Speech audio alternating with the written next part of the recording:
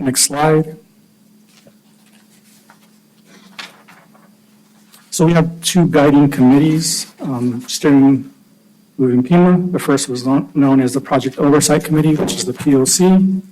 The Project Oversight Committee includes 10 community representation groups, including our transportation and pedestrian groups, both of our tribal communities, health equity and education, and the representatives from rural and suburban development. And so their role is to help guide the vision and goals based off public input and feedback. We are also finalizing a stakeholders working group, which has a different role and different purpose. Their role is really to help guide the transportation network ID and project selection, which is phase 3, which is upcoming. So we officially kicked off our community engagement mid-March. When I say it was March 16th. And over the next several months, we are soliciting community feedback by attending community events throughout the county, directing residents to our online survey and our interactive comment map. The community engagement phase is expected to end late summer. In addition to that, we met with our district offices to get guidance on where are those community events that we are not on our radar, but we actually need to go and address. All of our engagement materials available in English and Spanish. The website's also available in English and Spanish, as is our project video. And so all this is housed at our website, our project website, which is movingpima.com. Next slide. So in terms of community engagement, we've actually received 2,200 survey and map comments as of Monday. And we have attended 8 community engagement events throughout the county. We have 2 more, one coming up this weekend and one the next weekend. So on the images that I provided was the comment map. And so you can see that we're getting a variety of comments all throughout the county in different categories: transportation, bicycling, road conditions, safety. But we're actually seeing a lot of good and interesting feedback through our county residents. Next slide. So if you haven't visited the project website, I would encourage you to do so, movingpima.com. There's a quick survey. It's available in English and Spanish. The interactive map's available in English and Spanish. If you're looking for any volunteer opportunities, please reach out to us. We'll be doing community engagement events throughout the summer. And it's always interesting to hear the feedback from our local residents is, what are their pressing issues? And so, it's always interesting for me to attend those events and actually have direct constituent feedback at these events. And so it's really interesting, and I enjoy my time with the community, but I'll also encourage anyone who wants to see or hear that feedback to volunteer for one of these community engagement events in general. So other than that, I don't have any other material. I believe we'll be providing brief updates to this committee as needed. But again, now please visit the project website. Mr. Chairman? Yes. Thank you, Samuel. What are the 5 phases that you mentioned? Sure. So I think they're on a previous slide.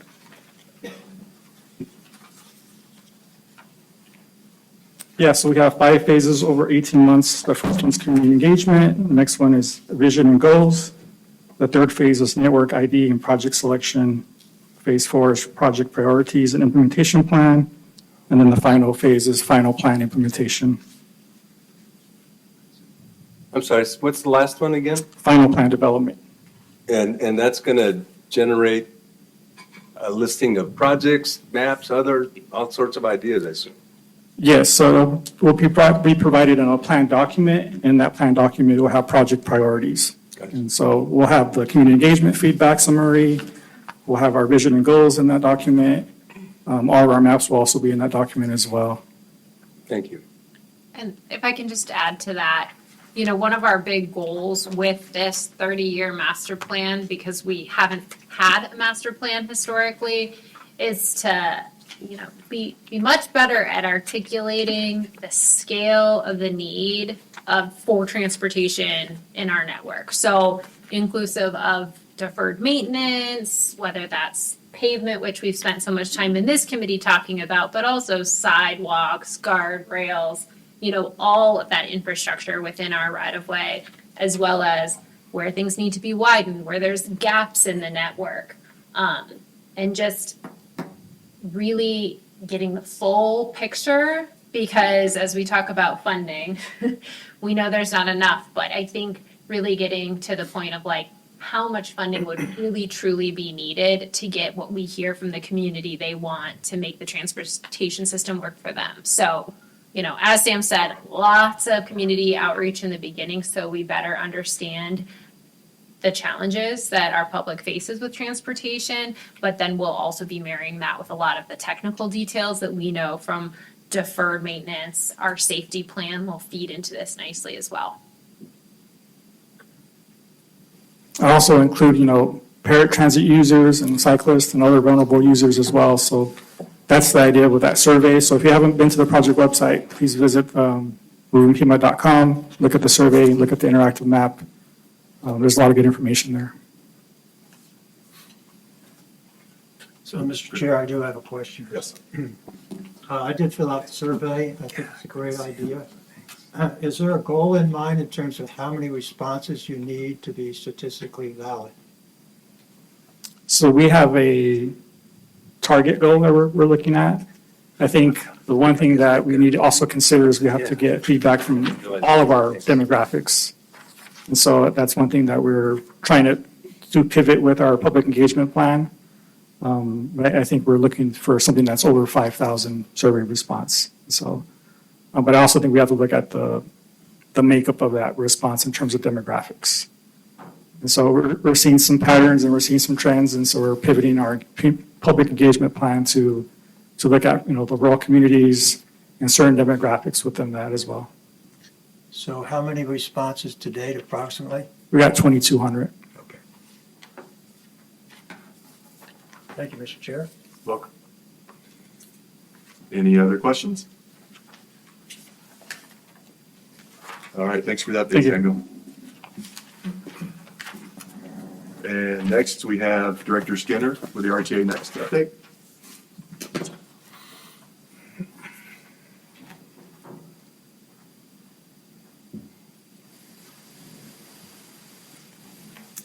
Good afternoon, committee. I'm Catherine Skinner, the Director of Transportation for Pima County. Exciting news. This mic is moving here. In March, the RTA Next passed, I think, with a bigger margin than anybody could have expected or thought. So this is really exciting. Of course, I've brought updates for the past many, many years about the development of this plan. So now it is voted on. It's a real plan. The next 20 years, Pima County, as well as all of our partner departments of transportation of the other jurisdictions, will be busy delivering this program.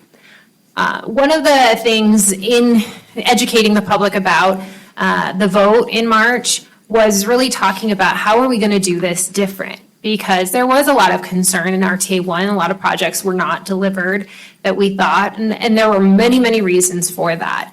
But we want to focus on how to make this as successful as possible. So the first step to that really is delivering the deferred projects, and that's the big priority that the RTA is putting on this. So there's many RTA 1, we'll call it, projects that are not yet completed. The goal is to have all of those RTA 1 projects complete by the end of the first period of RTA Next. So RTA Next is split into 4 periods, each is 5 years. So in the next 5 years, tremendous amount of roadway projects, the goal of getting those delivered, as well as getting started on the projects that have been named in RTA Next as period 1 projects. So a tremendous amount of work. Right now, the committees of RTA and PAG are working hard to program the funding in the Transportation Improvement Program, which is a 5-year funding program, because they need to bring in all of that new RTA revenue and show it in our financial portfolio. And we're having a lot of conversations about how do we get these projects delivered? How are we going to work with utility companies, with the railroad, all of these known entities that can create delays to a project. So off to a really, really fast start in terms of getting this implemented. Hopefully in the coming months, well, most certainly in the coming months, we'll have a much more certain idea of the order of the projects that will be delivered for RTA Next in terms of what's activated first and second. We don't want everything happening at once, but it is going to be a rapid succession of projects coming out for advertisement, out to bid, and all of that. In terms of categorical projects, similarly, there's a lot of conversations going on between the various jurisdictions and RTA in terms of project readiness. Are there safety, ADA, bicycle pedestrian projects that could use funding today that we'd like to get going? If not, what is, the cash flow for getting those projects out? Similarly, for the pavement funding that is, I'll be clear here, it's for arterial collector reconstruction projects. I know that there's already been a lot of questions that we've gotten in our office in terms of, can my local road be repaved now that the RTA Next passed? So please, if you get that question, let them know it really is only for these larger roads. It cannot legally be used to pave a residential road. And so right now, that is where we are with RTA Next. I'm sure transit has been a big conversation as well. Everybody hears it in the news. But fortunately, that funding did come through. That's a huge component of the RT Next plan. And so we're working on IGAs on that as well. The city council continues to have conversations about fare free transit and the like. So we will see how that develops as we move forward. I'm happy to take any questions from you. Any questions, Mr. Chair? Thank you, Director, for the update. You spoke a little bit about the categorical projects that are not named. Do you have any sense of how the county might go about prioritizing your own projects once some of those funds start to become available to meet some of the needs that the county has? Yeah, so we're having a lot of conversations internally about that. We have our Safe Streets for All program, which is region-wide. It's not just the county projects, but that's going to be one area that we look at for safety-specific projects. We also have intersection projects that have been deferred for some time. We'll be looking at those as well. And we have some federalized projects that are already underway that are bicycle and pedestrian projects that, due to increasing costs of construction, may need some supplemental funding. So there's likely to be some low-hanging fruit here at the beginning, but then we want to create a program that's a little bit more repeatable and consistent in terms of how we are going to program this money throughout the time period of RTA Next. So it's definitely a lot more work to come until we're to that more developed prioritization process. Mr. Chairman. Yes. Thank you. Catherine, a quick question. You mentioned Safe Streets for All. Is that different than the county's safety plan? No, it's the same. It's the same thing. SS4A, we often say that, or the safety plan. That's the plan that we got the federal grant for about 3 years ago now, that we're working with the city, the tribes, Marana, really all of town. It should be coming to conclusion this summer, and part of that is the identification of specific projects. And so that's where I'm saying we likely will pull some projects from that. Okay, great. Yeah, the reason I'm particularly interested, seems to me, I think I saw some listing of fatal accidents in our region recently, and it's a lot more than we've had in the past. So I hope we give the safety, projects a lot of emphasis. Thanks. Yes, thank you.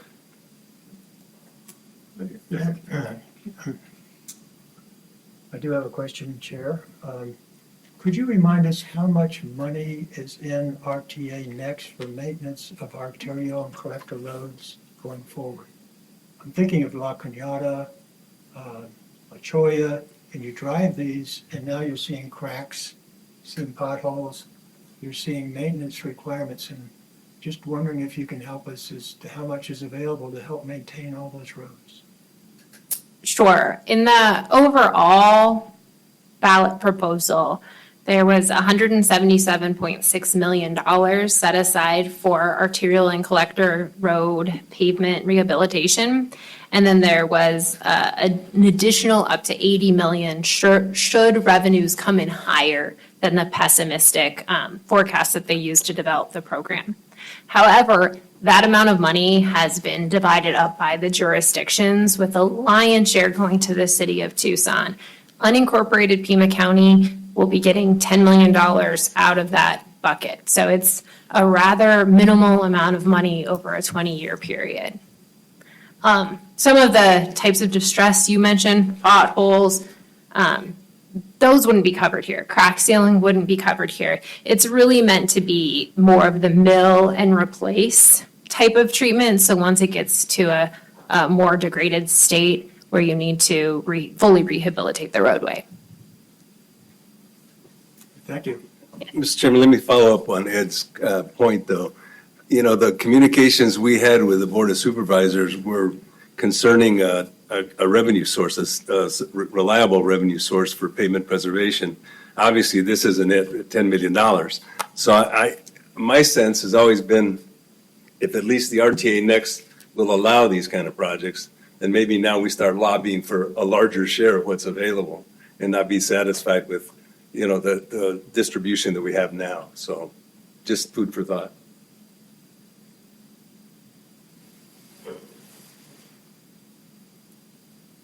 Thank you. All right, any other follow-up questions? All right, on behalf of the committee, Director Skinner, thank you for the continued updates for the RTA Next and for all of your team's support of the program and bringing these funds to Pima County. We appreciate it. Thank you.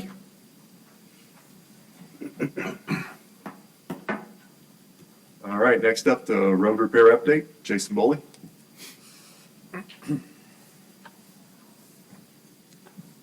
All right.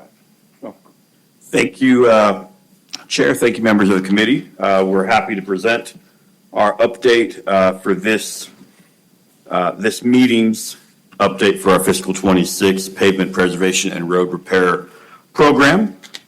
So getting started kind of as we always do with kind of an update on the projects that have been completed. You'll see in red at the bottom of the slide 2 more projects added to that list that have been completed here since our last meeting 2 months ago. That includes our La Cebadilla Estates Mill and Pave project up on the northeast side of the metro, and the El Camino de Tres Arroyos project on the northwest side of the metro. So both those are substantially complete. Both of them are having final striping outstanding, so they still have a little bit more in the way of activity before they're fully accepted. But that final activity of striping, the final striping should be happening within the next 2 weeks for both of those projects. So very close to being completely done on those, but all major activities on those jobs are done at this time. Moving on to our ongoing projects. So we've got 5 ongoing projects at this time. 3 surface treatment projects there at the top. The Three Rivers Surface Treatment Project, which is stretching all the way from around Ironwood Hill and Camino del Oeste area, all the way up to Catalina at the north part of the county. So a large area of the region in that project. The Drexel Heights Surface Treatment, which is the entire southwest side of the metro area. And then Vale Green Valley, which is south and southeast parts of the metro area. So those 3 projects are all ongoing currently. All of them are either done with their crack seal work or very close to being done with the crack seal work. That's a preparatory item for the surface treatments. The surface treatments are completely done on the Drexel Heights project as of last week. They completed those. Three Rivers is ongoing with about another 3 weeks left to go on that one. And then the Vale Green Valley one is really just getting started with the surface treatment follow-up work. Probably another month and a half on that one. So that one's got the longest amount of time left on it until it's substantially complete. Drexel Heights has utility adjustments ongoing. It should be completed here within the next couple of weeks. Three Rivers also starting utility adjustments already. That one we're anticipating early part of June to be completely wrapped up. And then Vale Green Valley will be going pretty much to the end of the fiscal year. End of June is when that one will be wrapping up. Some of those roads that you mentioned, we do have a portion on that Three Rivers project, we do have a portion of La Cholla on that, a portion of La Cañada on that. So some roads that were part of that RTA1 program are getting crack seal and fog seal treatments already within our pavement preservation program. A couple other projects, so going back, jumping ahead of me. Go back one more slide for me. The Picture Rocks Mill and Pave, Ventana Canyon Mill and Pave are also going, so 2 paving projects also currently active. The Picture Rocks project, as you can guess from the name, is on the west side of the metro area around the Picture Rocks region. That one, paving is complete on that. They're working on final utility adjustments on that as well, looking at being done within the next 2 weeks on that project.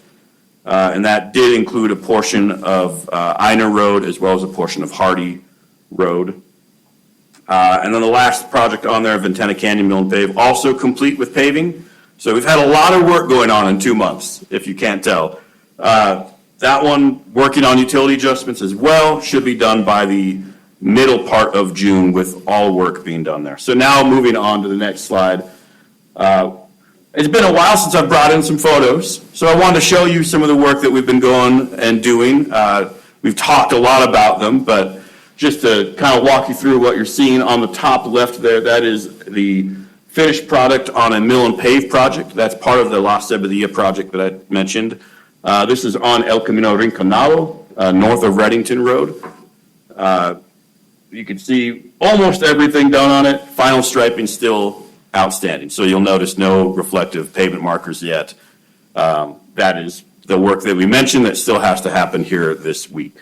That top middle one, that is crack seal work. So that's the preparatory crack seal for the surface treatment. That's on East Valencia Road. The top right photo there, that's during the milling process. So that's part of our mill and pave project. That was on El Camino de Tres Arroyos. So that road's now brand new paved road. Doesn't look like that anymore. And then bottom left, that's a portion of Einer Road. So that's during the mill process. So it's been completely milled out. And right there in that photo, they're working on getting that grade finalized before the paving starts. That road has also been paved since that photo. And then lastly, bottom right, that is a surface treatment photo from our Drexel Heights package out in the Star Valley area, out on the southwest side of town, and that is a seal coat that was placed on that road, getting that back to looking pretty much brand new. So just a few photos just to show you guys and not just tell you guys about what we've been doing. Then briefly going through the active projects that we've got coming up. So Broadway Boulevard, that's a big project we've got coming up. This is from Freeman, or on either side of Freeman, I should say. So from Tanque Verde Loop to just past the Broadway trailhead there for Saguaro National Park. So this is awarded to Sutherland Asphalt for $813,000, just over 2 miles of road on this project. They're getting ready to start it this Friday. So that job's going to kick off on Friday with utility adjustments, really the bulk of the work starting on Monday of next week.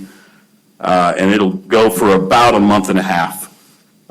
So completion date, you'll see there 6/19. We do anticipate them beating that date by about a month right now with their current schedule. Moving on, next project to talk about, this is the Los Reales Road Mill and Pave project out on the southwest side.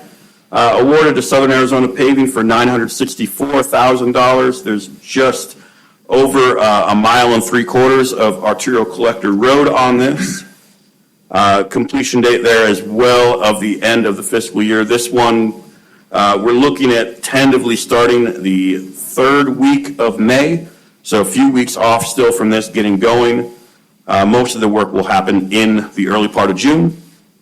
And this is a road, if you've been kind of tracking that dollar category we've been talking about, this package is actually something we were able to put together because the bids were coming back good in favor of savings this year. So with the extra savings we had on the year, we were able to put together this project, as well as a few other roads and subdivisions that were able to be added into other projects earlier in the year that we've talked about before.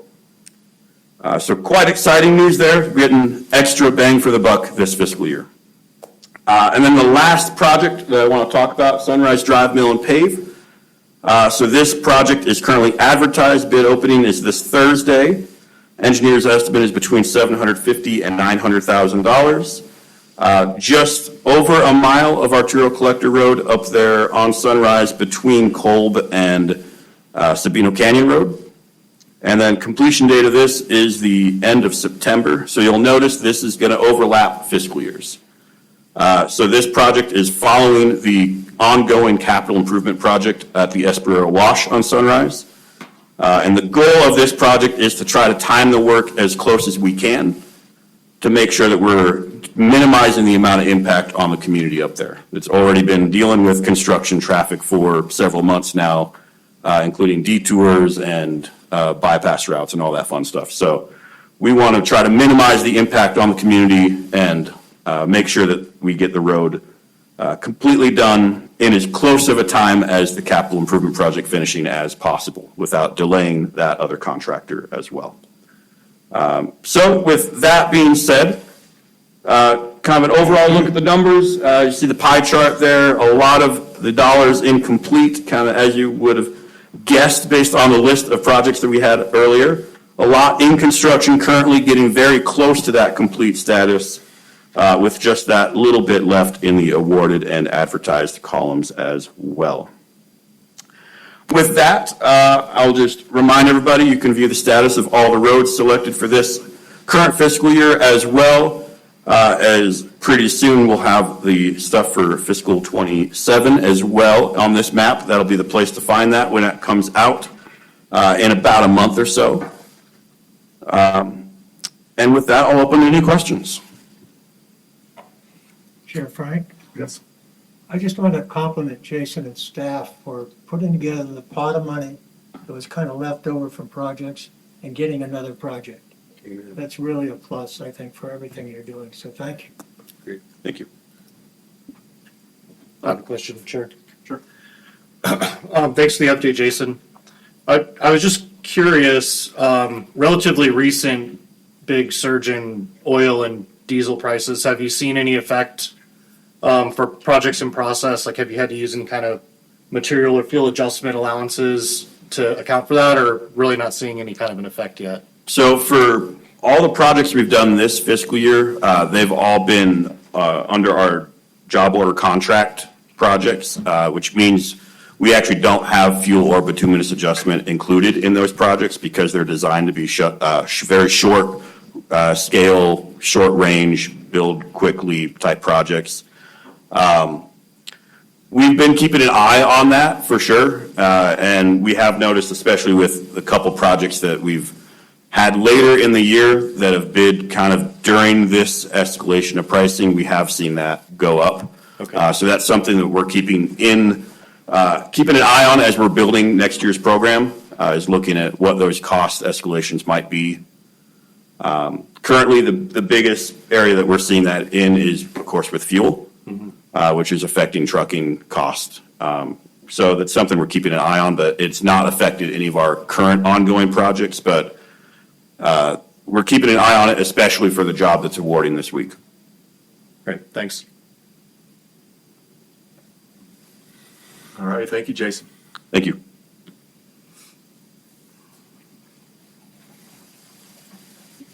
Okay, next agenda item, discussion of meetings with board of supervisors and committee members. Anyone have an update? Chair Frank, I have a couple of comments. Okay. I've been on the committee for 6 years, and I have a worry right now. I'm worried we don't have enough money to take care of all these roads that were paved in RTA, the first phase. And I'm worried that we don't have enough money for our residential streets. With 10 million in RTA for this sort of thing, for the arterial maintenance, it's just not near enough. I'd like to reflect back to Charlene's memorandum to the board 2 years ago. It basically asked them to say, hey, how about a sales tax? We've got a lot of needs. And if that doesn't work, which of course now we have a sales tax, so that did work for RTA. We asked for two other considerations. One was an offset of staff, $5 million worth. Just to pay staff and put that money in the maintenance pot. And the other one was, we have an excise tax here, it's called the vehicle license tax. And 2/3 of that goes into the general fund. That's $35 million.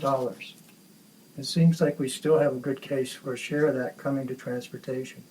So my worry is we don't have enough money for maintenance. And I put that out there. I mean, I don't even know at this point, I missed the last meeting, my apology, but how much is in the proposed budget for maintenance? For what we've been just talking about with Jason. And it's just a worry I have. I don't see us having the resources that might be needed to go forward and do a good job for our residents. So I just wanted to share that with the committee. I mean, I assume this is getting close to the time where the budget's been all talked about and developed and so forth. So maybe Catherine, Director Catherine could tell us how much is being considered for roads in this upcoming budget. And also, if we have any figures related to, if, in quotes, the worst case roads, the ones that are in the worst shape. Is it 5 million? Is it 10 million?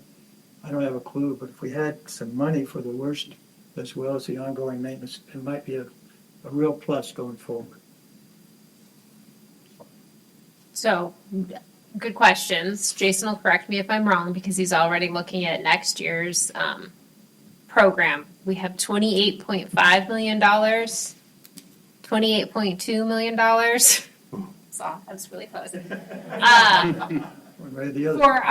For our pavement program next year.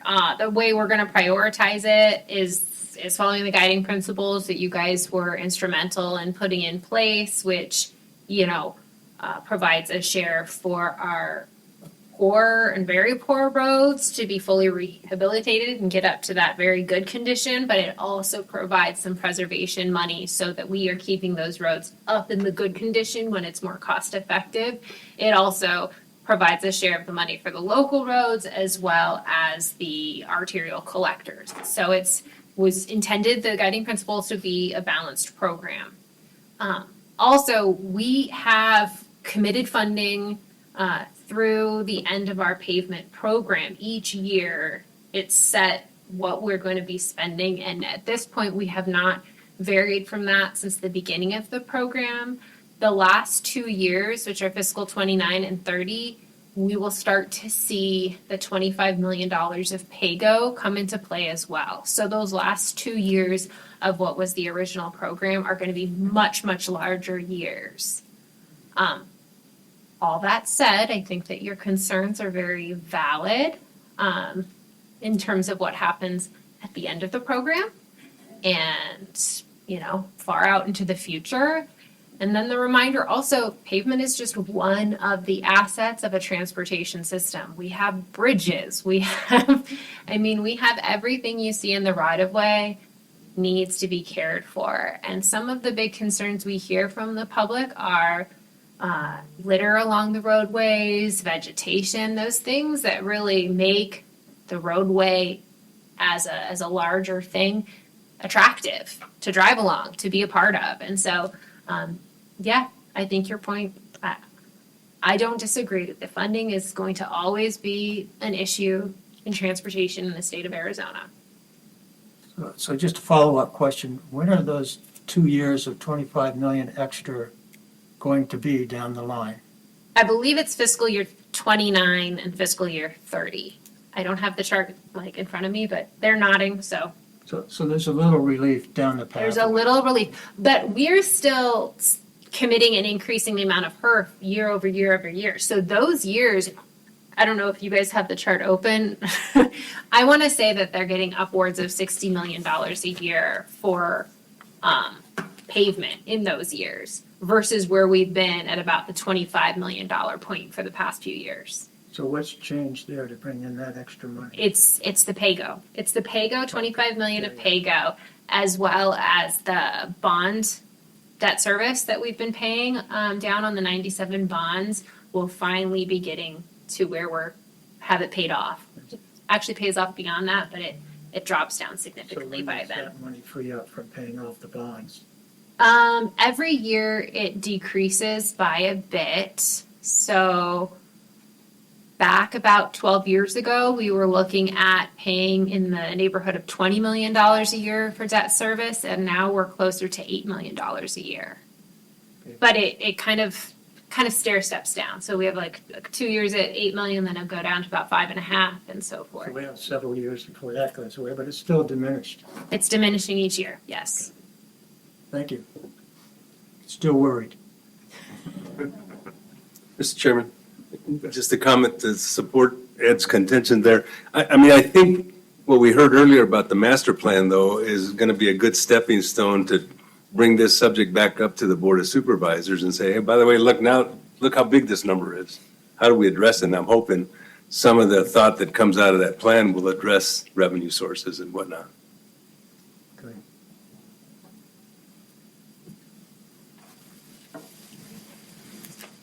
Okay, any more discussion?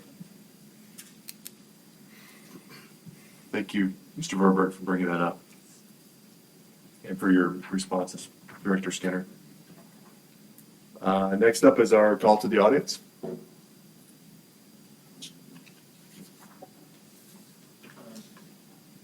Gene Goldberg?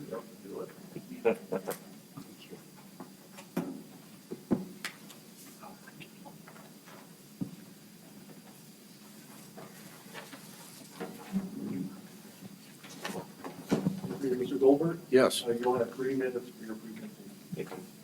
I know. Thank you. Good afternoon, everybody. My name is Dean Goldberg, and I live at 2623 West Crown King Drive, which is a townhome in Golden Heritage Village, which is a subdivision in northwest Tucson, Casas Adobes. I'm a little nervous about bringing any of this up, given the discussion I've just listened to about budgets, but my goal in coming here today is to make you aware that a plan for repaving the roads of Golden Heritage Village doesn't appear, at least to me, on Pima County's radar, meaning I can't find anything about its refurbishment on the website. And that's despite the very poor condition that our streets, which have never been resurfaced since they were built in the early 1980s. The handout that I gave you, and I hope everybody has a copy of it, has a few pictures of the cobbled condition of our roads. And at the top, you'll see a Pima County map that shows the PCI of our streets. The PCI of the street that I live on, Crown King, is 38. And I'm aware you're in the middle of reanalyzing those PCI values, but nonetheless, driving or riding a bike or walking on that is difficult for everyone in our community, especially for the older folks in our neighborhood who make up the vast majority of people who live in Golden Heritage Village. The map in the middle shows on your website that our roads are not yet planned to be repaved at all or repaired. And then the third document, I was going to say, gave us a glimmer of hope, but I just saw that, in fact, Golden Heritage Village was not included in the Casas Adobes program in 2026. So I had 3 questions. It wasn't. The answer to that one is no. If it's not included in that, do you guys have thoughts about how long it might take to repave a road like ours with a PCI of 28? And I know that in 2025, the best roads you paved had a PCI of 28. So there's this gap between us and the roads that you're still working on. We've also been told that Pima County plans to repave all surface or resurface all local roads by 2030. Is that still the case? In speaking for the residents of all 104 households in our community, we're respectfully just asking you to please consider our community in your near-term road refurbishment plan. I'd like to conclude by thanking Pima County for your time, for your consideration, and for all the work you do to not only pave our roads, but to maintain them. Thanks a lot. Great, thank you for your presentation, your information. A response will be provided by Pima County.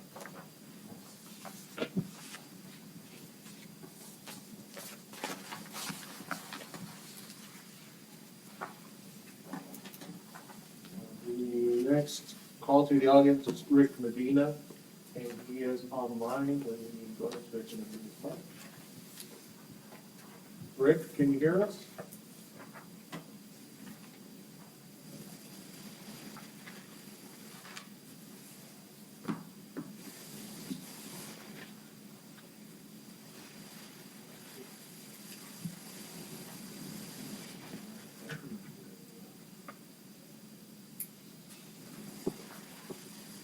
Hello, Mr. Medina?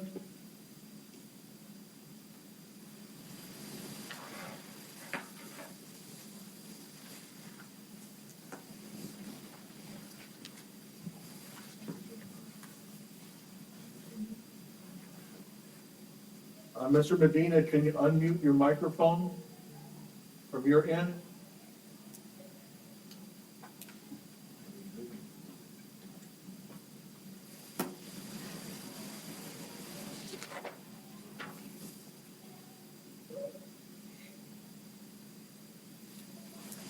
This is what you had.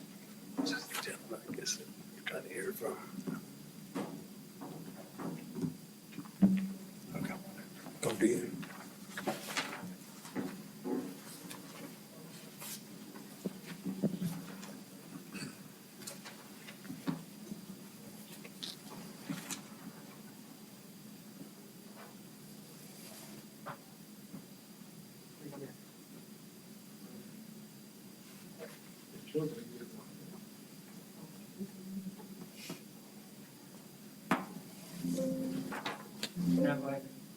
Hey, Rick?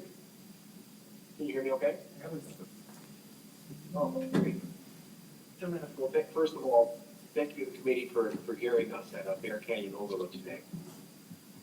My question is the same vein as the previous gentleman that just spoke. Again, my name is Rick McGee, and I serve as the Vice President and Treasurer of the Bear Canyon Overlook HOA. I appreciate the county's prioritization framework and the effort to direct resources where they are most needed. We have a practical efficiency question regarding our community streets, specifically Bear Cup Place and Bear Canyon Overlook Place up in the northeastern town. As shown in the county map, those streets are currently rated green in terms of the quality of pavement, while nearby streets are rated yellow and may be considered for repair or treatment sooner. Our request is not to challenge the prioritization system, but to ask whether the county would consider evaluating our very short adjacent streets, which are about 500 feet long, for preventative maintenance at the same time nearby work is performed. We're already seeing significant cracking begin to form, and from a cost efficiency standpoint, it seems worth considering whether early treatment now could prevent more expensive repairs later. Some of the cracks we're seeing are to the tune of about 2 inches wide. I can easily fit a quarter inside of them. So that's kind of what triggered us to come to you today. But because these are small segments located immediately on the roads that may already require county attention, seems to be an opportunity to improve long-term efficiency by addressing them proactively rather than waiting for visible deterioration to continue to accelerate. We would appreciate guidance on whether that kind of preventative or bundled evaluation is part of the county's process. Thanks again. All right, thank you, Mr. Medina. Thanks for your patience. There will be a response provided by the county. Thank you. Thanks again.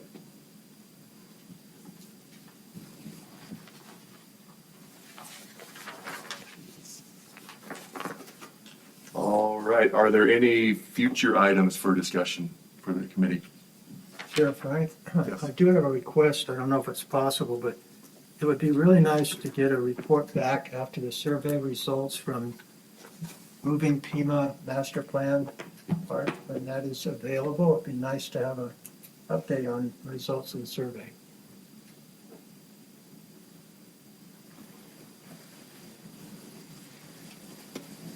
All right, I think we can facilitate having that happen. Thanks for that idea. Anyone else on the committee?